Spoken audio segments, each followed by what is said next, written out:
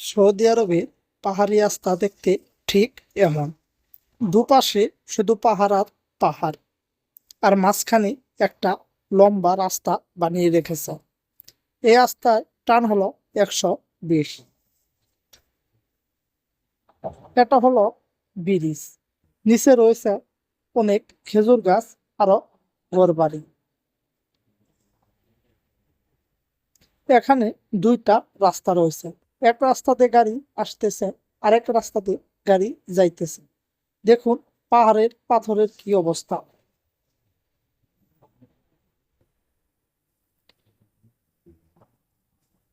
এখানে এই জায়গাটা অনেকটাই সুন্দর দেখা যায়, কারণ এই পাহাড়ের উপরে রয়েছে অনেকগুলো বাড়ি।